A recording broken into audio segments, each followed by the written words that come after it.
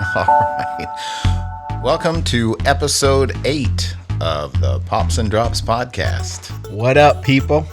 Is that your new catchphrase? I guess so. I think I've said that every single time. All right. So today we are going to discuss your acting career. Okay.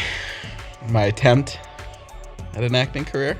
Well, you had some modicum of success. I guess, yeah. There's something different about you. I'm feeling different now that I found you. There's something different about you. Yeah, I'm feeling different now that I found you. Yep. So your first trip to Los Angeles was when? When my senior year of college, during winter break, had a semester in LA thing. It's like 2 weeks long. Okay. Tell us about that.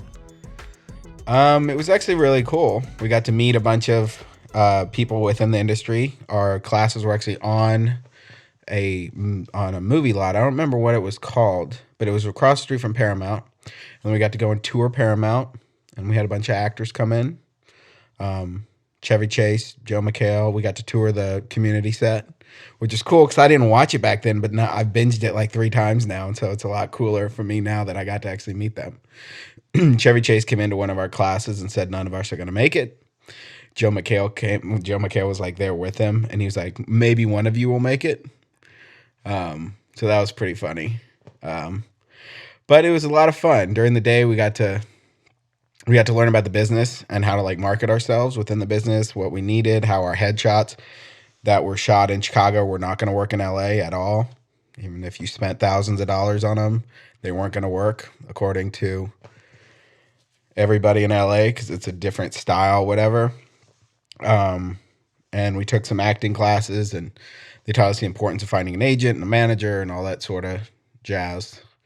And the classes were from like 8 a.m. until 4.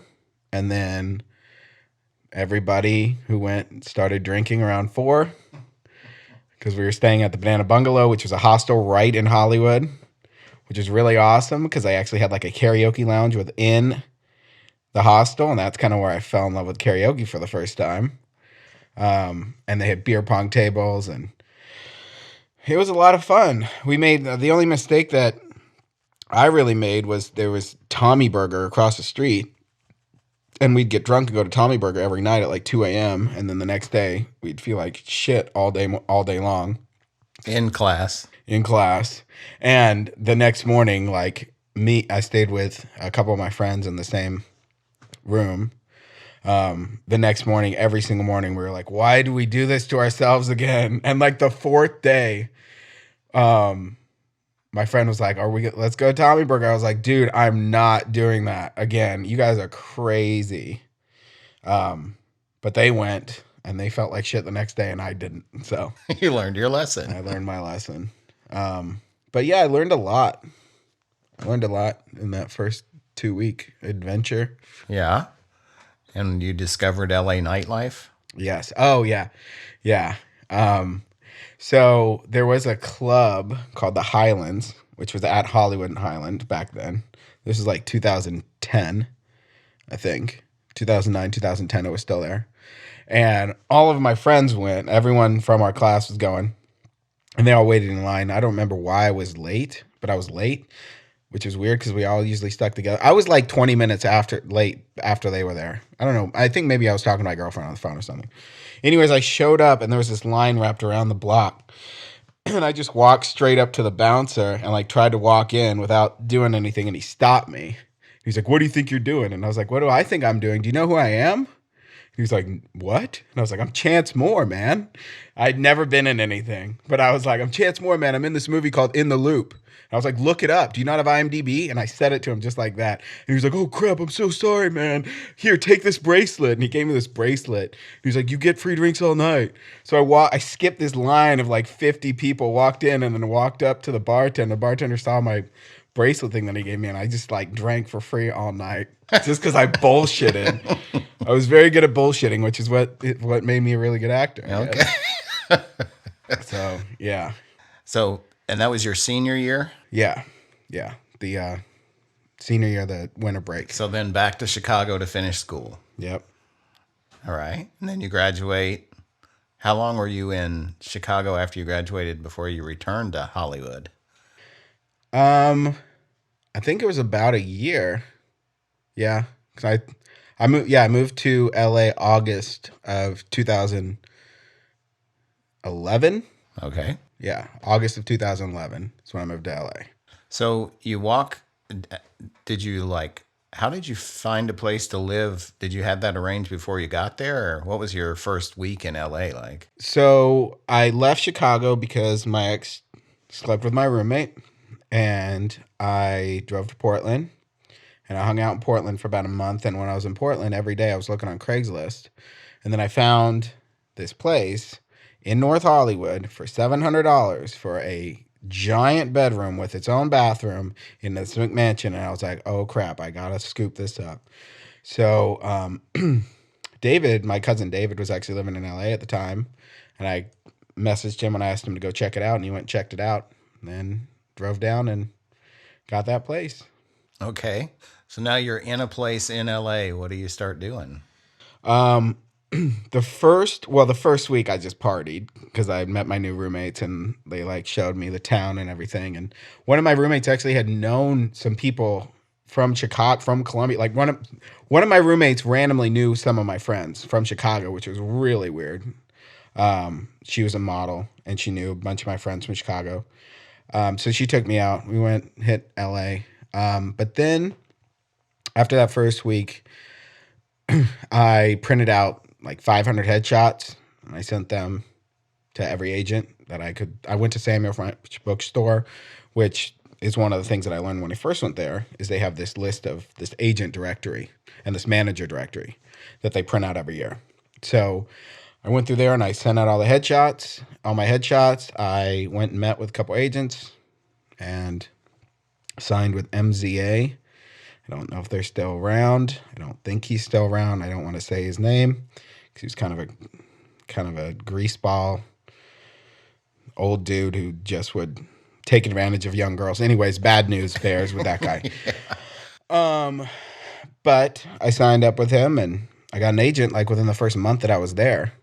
Then I went and I registered with Central Casting to do background, which was another way to, when you first go to LA, you need to do that.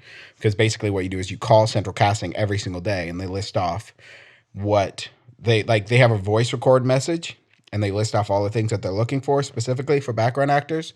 And then you email or call. I think you actually call because they have your headshots and everything with them. So you call, you leave a message, you give them your ID number and they look you up and then they either book you or don't book you. But that's a daily thing that people do in LA. That's how all those background actors actually, there's a lot of background actors that just do that work full time, just doing background. So you can get $75 usually if you're non-union, $150 a day if you are union, for all those background shots. Okay. So what are some of the background work you did? Harry's Law, but that got bumped up because I had to play football for 8 hours a day. For 8 hours, I played football for 8 hours, not more than one day of shooting, but that sucked. I just said I had football experience because I did, because I played football in high school. And I was like, it's just acting. And I showed up. They put us in full gear and they're like, okay, we're going to play scrimmages and stuff. And like, I was like, what? I was like, no, I'm an actor. I don't want to, what? I hated this. Why are you making me do this now? It sucked. But I think that was like, because it was physical and we were, doing that. I think that was like a $400 paycheck or something like that. And not through Central Casting, but I also was booked on Excused, the dating show. I was the second one eliminated. You were excused. I was excused. That was an interesting casting process because for that, what they do is that they interview you for like an hour, okay? For like a full-on hour. It's just you talking about your life. And then they cut that hour down to like 5 minutes, and then they pigeonhole you as a character. So the character that they I told one story about like waking up naked in a field, which I think I made up. But they pigeonholed me as the party guy, and I got excused because I was the party guy, which, You were. I was, but like, I wasn't like ridiculous out of control the way that they made me seem. The guy who got eliminated before me, they eliminated because they thought he was a nerd. And because the only thing that they showed was that he said he liked the Spider-Man movie, which had just come out. It was like, and he was like, dude, they made me out to be this comic book nerd, and I don't read comics. So, but anyways, I got excused. They picked us up at 8 o'clock in the morning in a limo. They got us drunk. They drove us around in a limo. They got us drunk before they drove us to the excused house. They were like, we want you to drink as much as you can. I was like, what? People are crazy. Those reality people, show people, they want you to be crazy and act crazy. So they're like, we're going to get them liquored up. So we were taking shots at tequila, and we had champagne in the back of the limo, and it was really weird. It was fun, but then after I got excused, I just had to sit there for like 6 hours while these guys went on dates with girls, and the excused house, it's a house, but they have it set up so that like one part of the house looks like a bar, another part of the house looks like this like vista. So it looks like you're going on dates with like waiters and stuff at restaurants, but it's not. It's all shot in like one mansion. And so that kind of sucked. Because they picked us up in the limo and they had to drop us off in the limo. So I was there all day, even though I got excused like an hour and a half into shooting. So did that. I did some. I don't remember all the other background work stuff I did, but I did a bunch of stuff. GCB, which is on ABC. Which stands for? Good Christian Bells. Okay. The original one was Good Christian Bitches, and they had to change the name. Interesting. So they first, when they were first filming it, that's the show with Kristen Chenoweth. I got to meet her. She was pretty cool. She's a little firecracker. I was played like this barbecue competition dude, like had a cowboy hat and all that jazz. They fed us really well on that set. We had really good food, like lobster and steak. That was back when I ate steak and it was good. But did that. Did Tattoos and Nightmares, but that was a booked one. And Killer Kids. So the Killer Kids was not background though, right? No. Neither was Tattoo Nightmares. So what was Tattoo Nightmares? What was that shoot like? Tattoo Nightmares was pretty interesting because it was shot by the guy who shot Jersey Shore. He was the like director. The guy who like directed Jersey Shore. So I got to meet that guy, which is pretty cool. I was the main reenactment actor, so I was the only one who got a trailer, which was also really cool.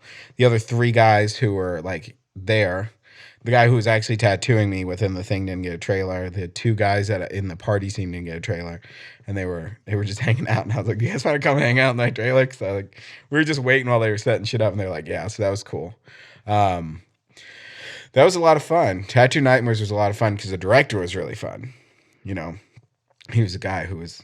He was like, I want you guys to like really feel, because we were playing stoners. And he was like, I don't know if you guys have any experience, but I think I need you to really be stoners. And I was like, that's not gonna be an issue. That'll be fine.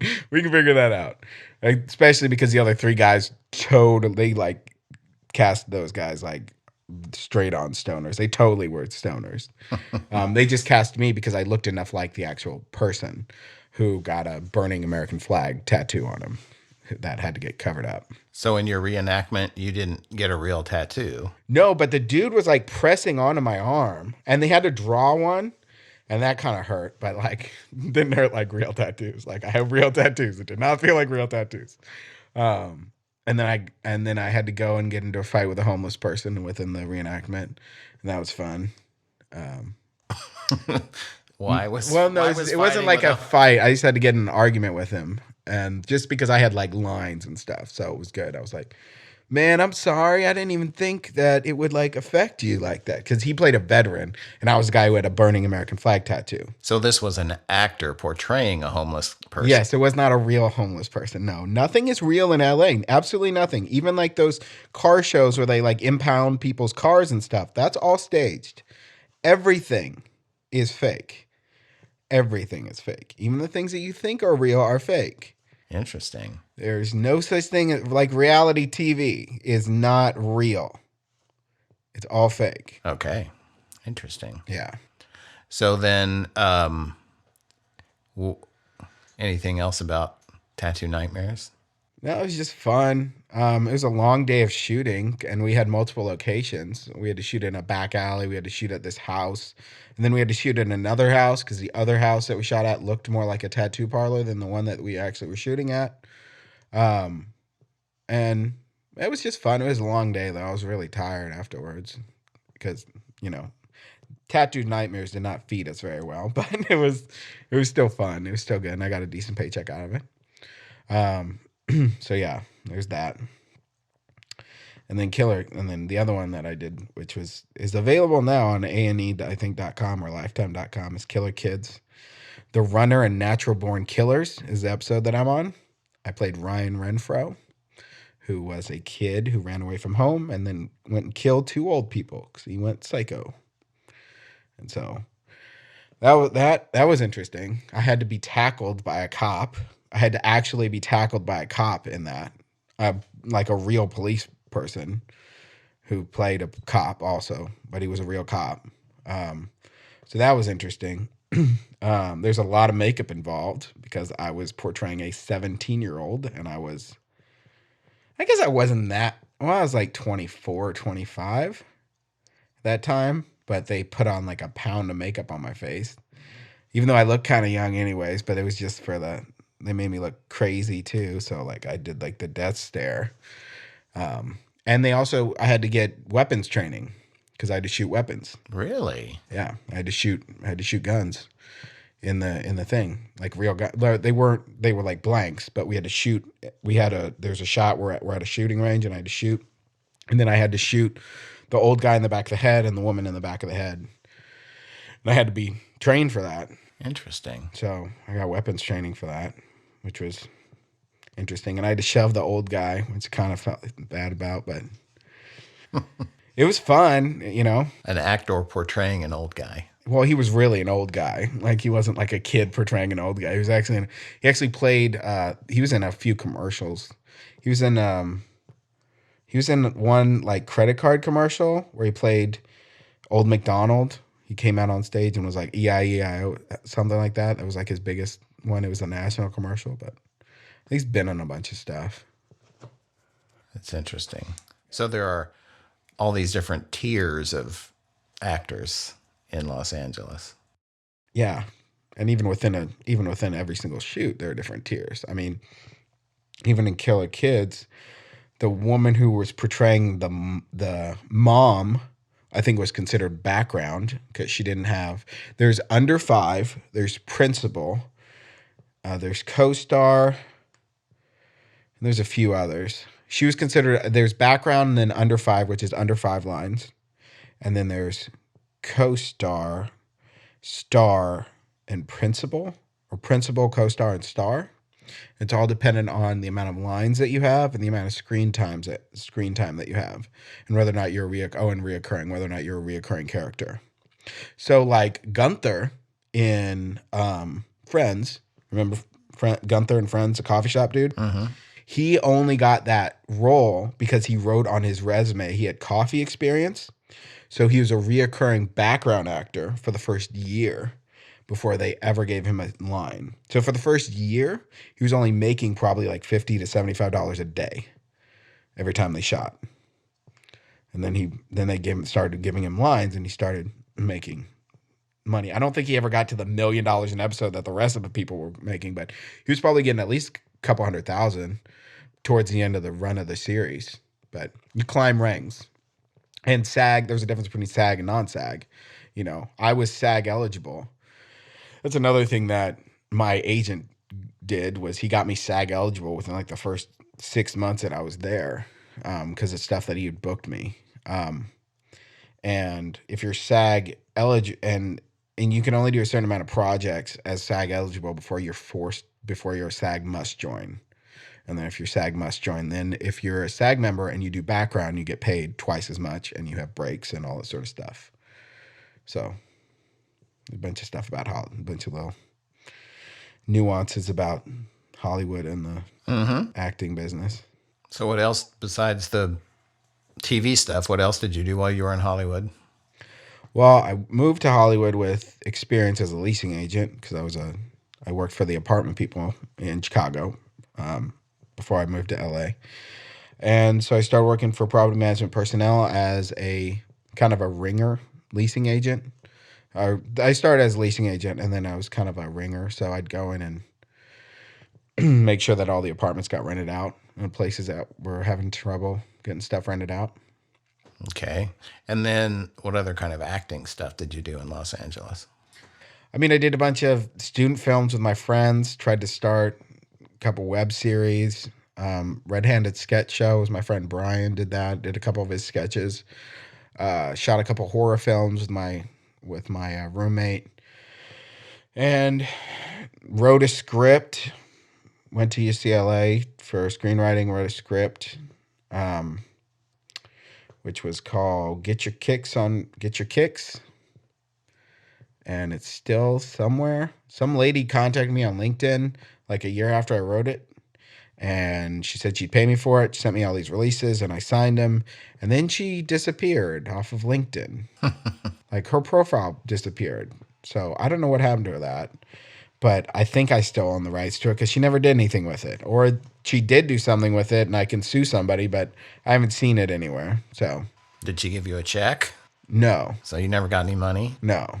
She said that it would be if it got sold, but then she like disappeared off of LinkedIn. Okay. Like I don't know what happened to her.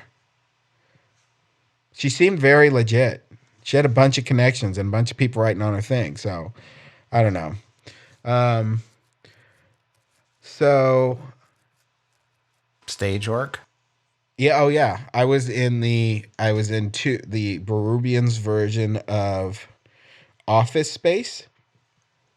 I played the principal of at the Long Beach Theater, and then they did it in Hollywood. And the actor who was playing the main character, I don't even remember the main character's name in Office Space. Michael? No, it wasn't Michael.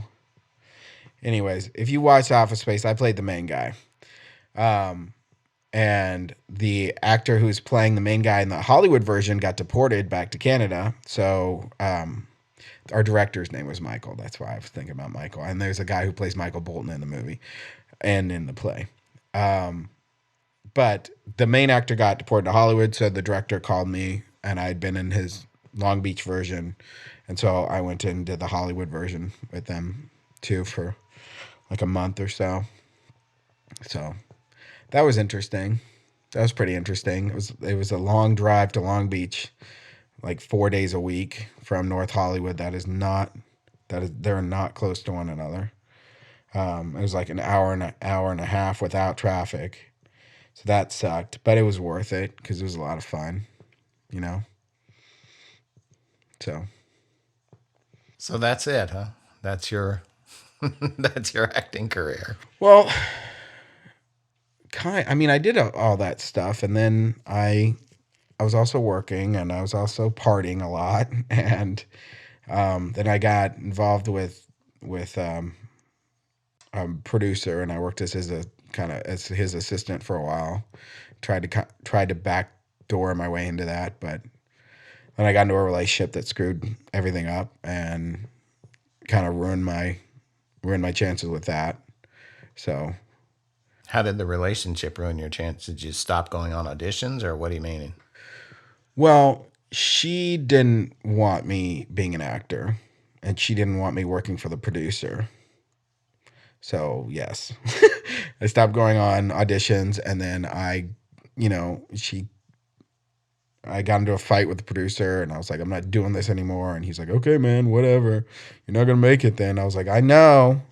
I was dumb and in love, and that kind of screwed me over. But yeah, I was on the right trajectory, and I just got derailed.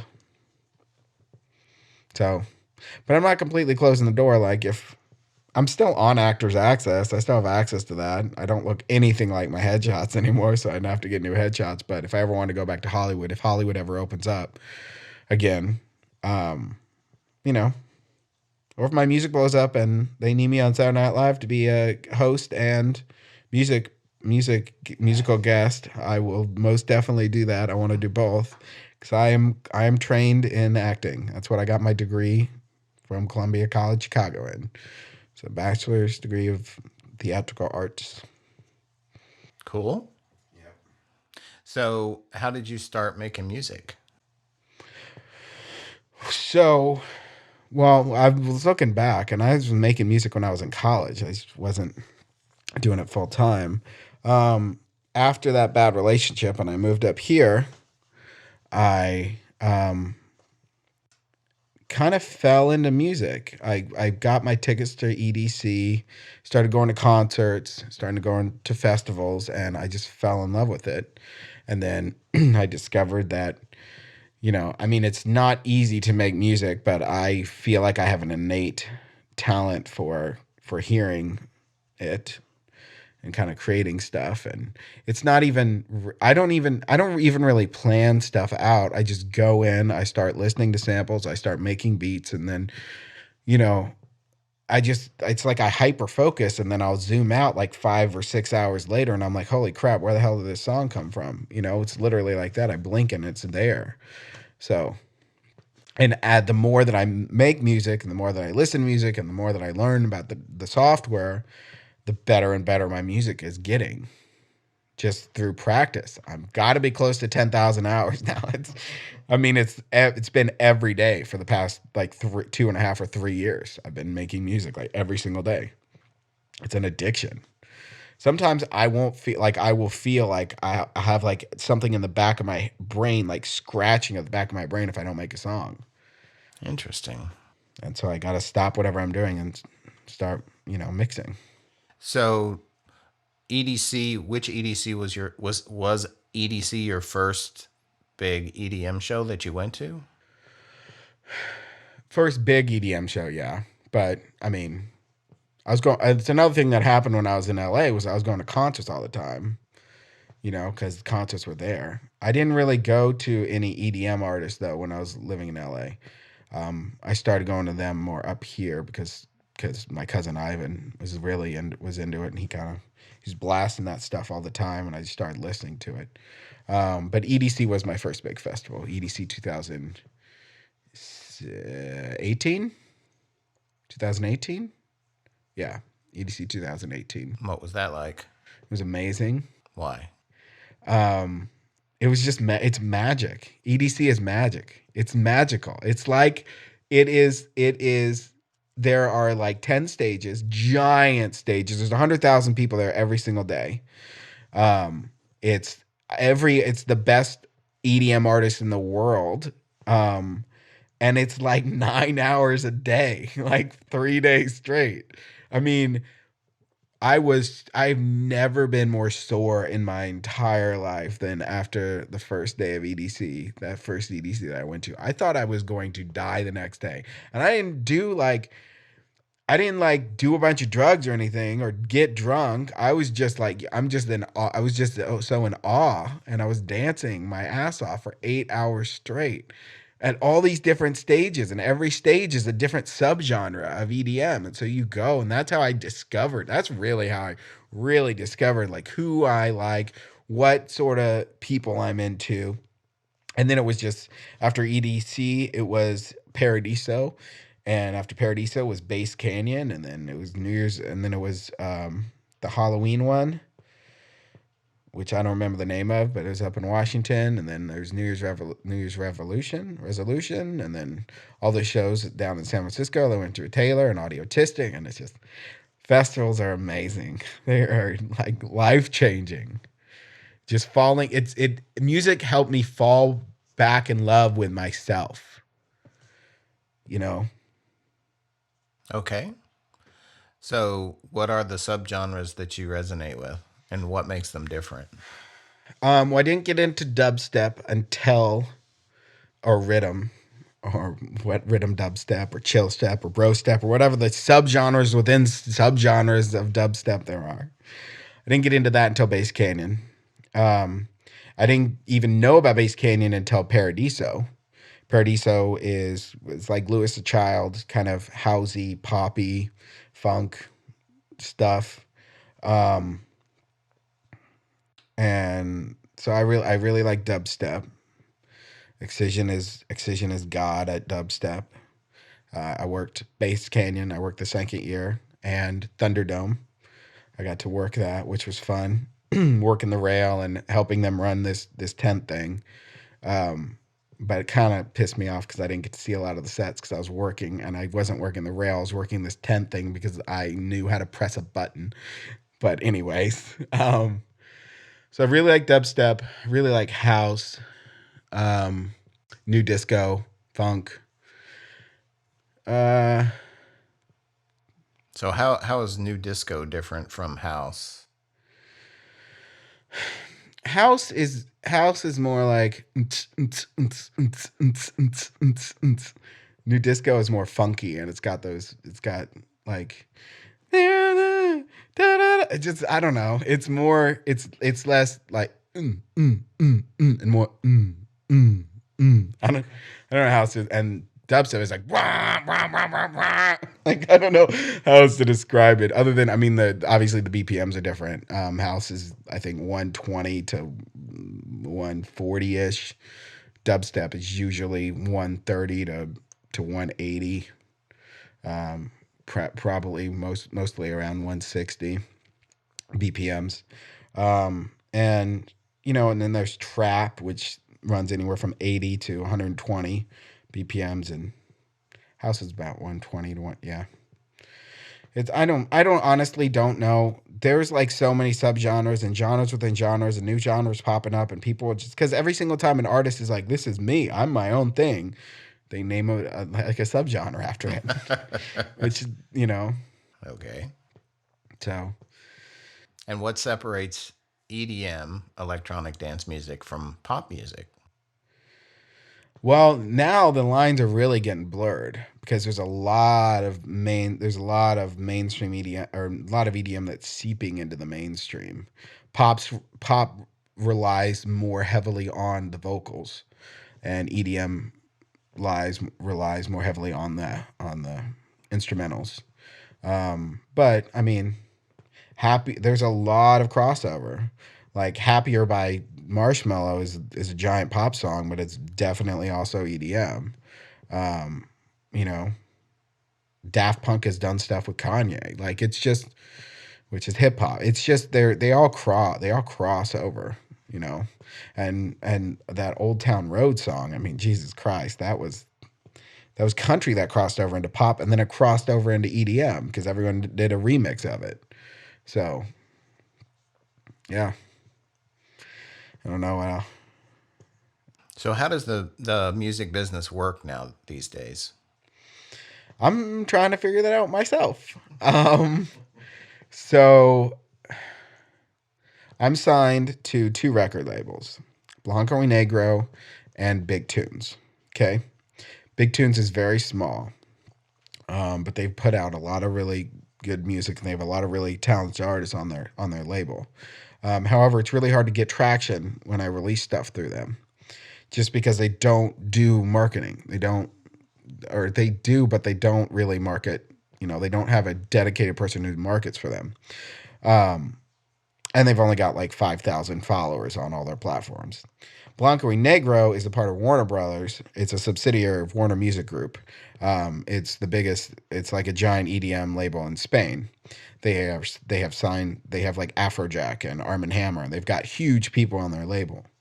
And I mean, I'm guessing they have to be helping with marketing because my song on their Fuckboy, which is on Blanco y Negro, has got over 15,000 plays on Spotify, and that's like I don't know how else it would do. Like that's the only way that I can figure out that's why that one's like going, and every day it's like getting played like 500 to 700 times every day. So it has to be on playlists that they submitted for.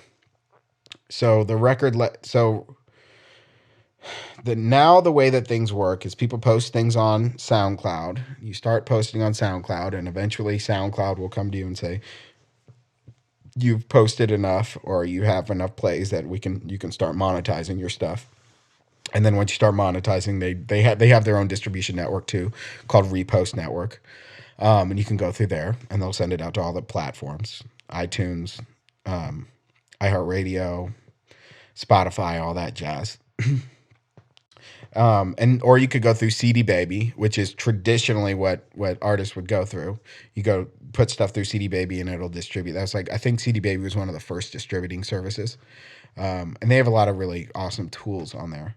But then there's DistroKid, which also is a lot of people. A lot of the smaller people use DistroKid, and I just did DistroKid because one of my collab partners wanted to test them out, and it's like the cheapest one to go through.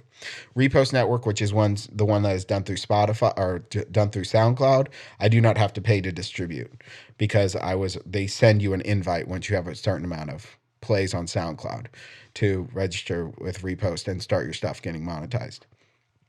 Where was I going? Oh, some of the services though you can't, even if you send your stuff to, you'll get rejected. Like Pandora. I don't. I'm really glad that I'm on Pandora. I have my own Pandora radio station. You can go on Pandora, type in Chance the Closer, and you can listen to music from Marshmello and all those other guys. And every time someone's on my radio station, it links back to my music, and I get paid for that. But Pandora is curated, so there's a lot of people who are not on Pandora because the people like if you send your stuff to Spotify, as long as it clears the algorithms and the bots and it says that you're not using anybody else's samples and all that sort of jazz, your songs will be put on Spotify. Pandora, they actually have people listening to the music. So, and if your music sucks, you're not going to get put on Pandora.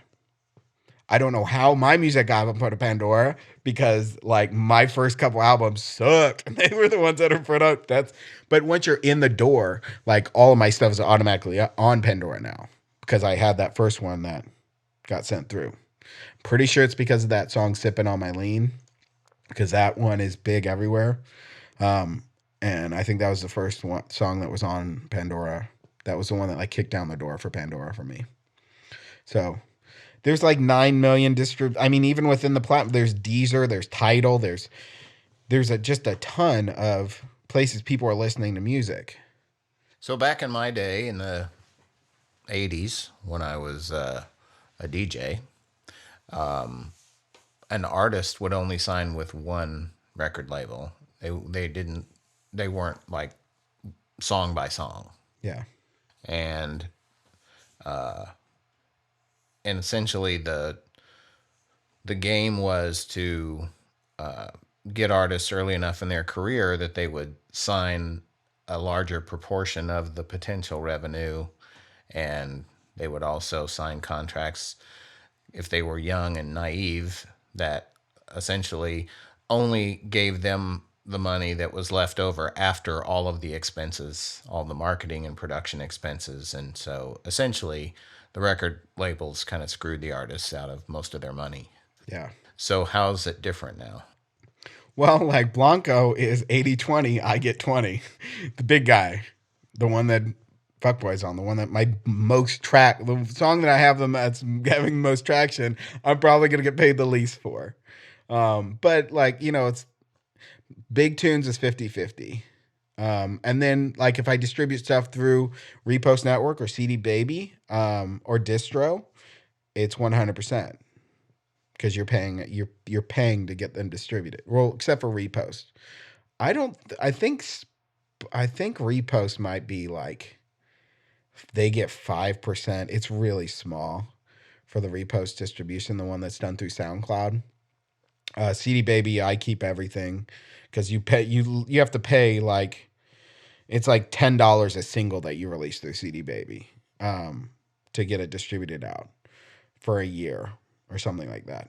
And DistroKid is $20 for a year for unlimited submissions, or Pro, which is like $40. But if you do a song with someone else who has Pro, and you get sent an invite code. So I did a collab with Blue, and she did Twin Brains through DistroKid.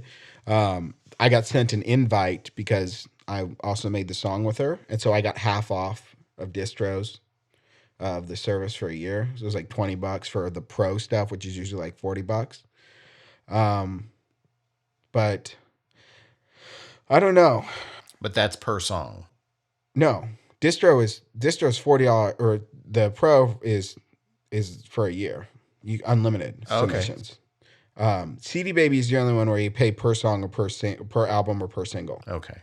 Repost is the one that's done through Spotify, and they take a percentage, but A small percentage. it's like I think it's like between, I think it might even be like 3%. It's nominal. It's not anything. So your record label that's 50-50. Big tunes.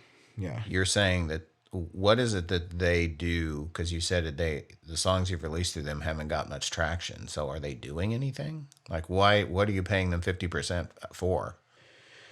At this point, I don't know, Okay.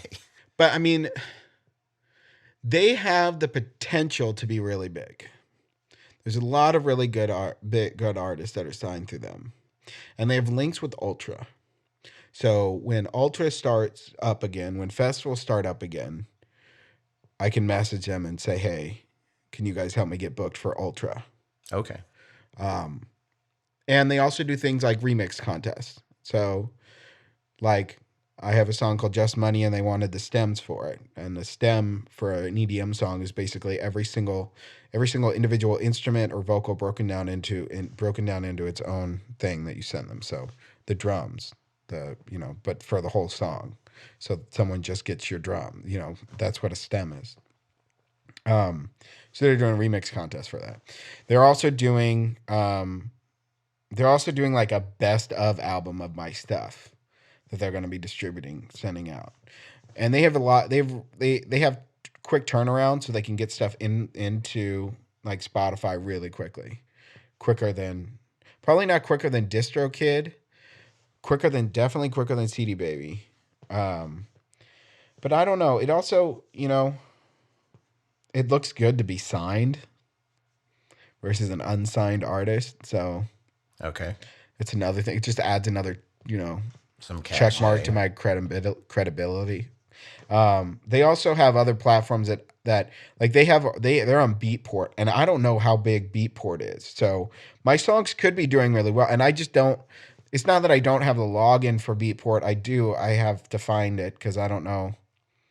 I don't know. Their biggest thing is on Beat. They have their That's where they release most of their stuff is their Beatport, and I just don't know about that individual platform. So they could be doing really well on Beatport.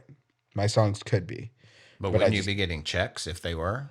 like I get notices that things are getting deposited into my PayPal, but it's like $5, like here and there, randomly. So I don't know. I don't know. I don't know. They are. I feel like Big Tunes in the long run is going to be a good decision. You know, as they grow, and they are growing, and they sign more artists. So they've been around since 2014, but I think they only had a couple people on their label when they first started, and so now they're growing, and this is, you know there's a they're I don't know. I have faith in them. They're cool, and the other thing that they do that like repost and Spotify and those other services wouldn't do is they met like I have a song called Grind that I put out through them. And in Grind there is there's a vocal that was used in somebody else's song. And they messaged me about it, and it would have the Grind, if I tried to put it out on my own, would have gotten rejected right away because I used like 10 seconds of a vocal by the bots and the algorithms. They found Big Tunes found the other song that used my vocals. They messaged me. They're like, "Hey, we really like this song. We really want to put it out, but you got to figure out how to make sure that this doesn't get like this vocal." So I had to mess with the song a little bit. I had to adjust the vocal. I think I dropped it down a key, and I slowed the song down so that it wouldn't be hit with algorithms and stuff. But I wouldn't have even known that if I tried to distribute it through my own. So they're also listening. They're listening, and I've sent them a song before didn't get hit with anything, that was fine, and they're like, "We're not going to release this as a crap." I was like, "Okay, thank you." Like I didn't know. Sometimes I'm so close to my music sometimes that I don't know if it's good because I like it and I can jam to it, but Then I'll listen to the same song like a month later and I'll be like, why the hell did I make that song? It's so bad. But in the moment, I'm like so into it, you know? So it's also good to have like a, um, it's good to have, I mean, I know you have a professional area. You tell me when stuff is good and bad too, but it's just another, people who are in the industry and listening to EDM music all day long. That's all they do. That's their full job. So when they send me like this song's awesome, it makes me feel good. Or if they send me this song sucks, I'm like, okay, well at least I know that it sucks. Like So I like my labels. I like Blanco because it's getting me traction. I like Big Tunes because they're really cool people. You know, and I don't think Big Tunes is trying to screw me over or anything. They just need better marketing. And that's what this whole thing is. That's what it is. There's so much music out there that it's all about marketing now. Just breaking through. Just breaking through, yeah. And it took me a year and a half before I got signed to even Big Tunes. I was sending them stuff, and when they did not sign me because my first stuff was bad, and I needed that. I need to know when stuff is bad, Um, and then I just got signed to Blanco, and it's a ladder. It's a ladder that you have to climb, and it's a marathon. It's not a sprint. And I keep telling myself that. So every time I send something to Label Radar and it gets rejected by Monster Cat and NCS and the people who have like 50 million followers versus, you know, my labels, I know that eventually I'm going to get signed to the big guys because I'm already starting to get signed to the big guys. Blanco y Negro has 2 million subscribers on YouTube. Like I'm already past the first rung of the ladder, and it's just about climbing. It's about every day working on my music and fine tuning it and submitting it. And you never know what is going to catch whoever is listening's ear on the other side, you know. I mean, you want to make sure that your music, is good enough that you will jam to it and you like it, but you never know what's going to resonate with somebody. You don't know what, so it's a, what is it? I forgot what I was going to, there's an analogy that I was going to use, but I completely blanked. Okay. So your early stuff that you say is terrible, people can actually find it still, right? Yeah. And it's not like all bad. Like my first album, I think my first album is better than my second and third album. My first album is very funky and it's very housey and it's got Hypnotized by You and Sipping on My Lean and all this sort of housey stuff. And then 10 out of 10 only has one good song on it. That's Chance of Soiree. The rest of the album is fucking crap. A Different World is just weird as shit. That's my third album. It's just weird. It's just weird. There's a couple songs on there that are okay, like Steady Blazin's on there. But like the title song, A Different World, is just weird. It's a weird song. I made weird ass music for a long time. And then when I went to Bass Canyon and I got into the dubstep stuff, my stuff got way harder, you know, way more hardcore and less funky. And now I'm kind of getting back into integrating funky with dubstep. I'm trying to, you know, but I have no control over what's going to come out because I just sit down, I start listening to samples, I start laying down beats and drum lines, and then before I know it, a song is there, and I don't know where the hell it came from. Interesting. Okay. Yep. So when you say the third album was just weird, like weird in what way? It's just weird. It sounds like an alien made me. I don't know. Okay. I'm trying to think of the other songs that are on there. I know A Different World is on there and Steady Blazing is on there. Shook is on there, which is kind of a good song. But in all of my albums, there are weird ass songs. There are good songs, you know? I think that's every album ever made. Yeah, that's probably true. That is probably true for every artist. Except for Michael Jackson's Thriller, where every song was a great song. Yeah, yeah. Eventually, I will have my Thriller album. Eventually, I will have the album where every song is really, really good. I'm getting there because every single one of my albums is a little bit better than the last one, Okay. and there's more bangers on it, just a little bit more. So the next, but also another thing about the industry is now, I was reading this thing that it's more that you'll get more plays if you put out singles versus albums now. People are moving towards singles and not really putting out albums anymore. So I don't know what that's all about. I mean, I guess it kind of makes sense. Well, you can buy the songs one at a time on iTunes or Yeah. But like for like the Spotify algorithm, it rewards singles versus albums. Like songs that are on singles versus albums, which is weird. I don't know why. And another thing is I've also put out two micro albums, which are both really bad. I dare you to listen to them. They're so bad. Grand Theft Oddity. Okay. That's the one that has Black Cherry and White Bunny and Islands in the Eight. It's got like 3 really dark, weird ass songs, and then it's got like this island song in it. That's why it's Grand Theft Oddity, because it's weird as shit. And then 4 Robo, which has Binary Party on it, and that one's good, but the other 3 are kind of, it's got that ring-a-ding-ding song on there. That one's on there too. That one's weird. Like, I don't know, I just make weird ass music, man. But I like it. It's fun.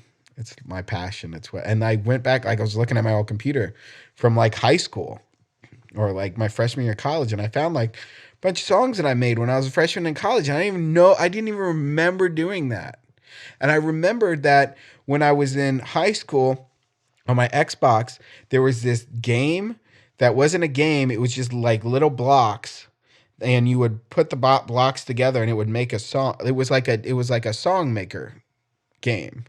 So like there was like a block that was for guitars and you could change the pitch and all that sort of stuff.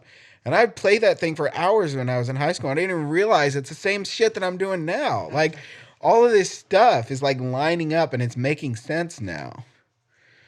It's weird. Like I should have been making music all along. Yeah.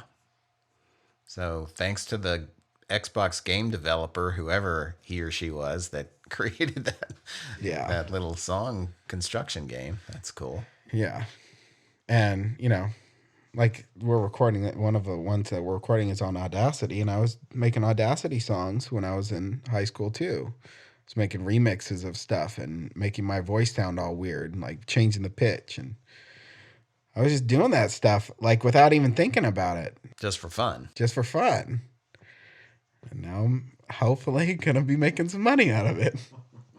Hopefully. Listen to my music, people, please. Even the weird old stuff. Yeah. Which is, where would they find it? On SoundCloud? My music's everywhere. My music is on every platform. iTunes, Spotify, Pandora, iHeartRadio. I'm everywhere. Just Google Chance the Closer. I'm like the first 20 results. I'm everywhere. Okay. Well, let's wrap up this episode with one of my favorite of your recent works. This is Dumber Than the President. Oh, okay. Yeah, that should be good, people. Yeah. Holland. I put in work on the bass, got me feeling great. Low end theory, straight to your face. I put in work on the bass, got me feeling great. Low end theory, straight to your face. I put in work on the bass. You know I be coming with the bass. I put in work on the bass. I'm trying to go harder than I ever went, dumber than the precedent. Harder than I ever went, dumber than the precedent. Faster than the Rari, yeah, I'm falling like I never spent. Harder than I ever went, dumber than the precedent. Money, I'm a Cheeto, blow up like C4. Trying to get it smothered like I'm talking about burritos. You know I be coming with the bass. Harder than I ever went, dumber than the precedent. I put in work on the bass. Harder than I ever went, dumber precedent. You know I be coming with the grace. Switch the bass on and make your head drop. Welcome to the land of the motherfucking bass. You know I be coming with the fire. I'ma break your neck. I'm trying to go harder than I ever went, dumber than the precedent. Bass. I'ma break your neck.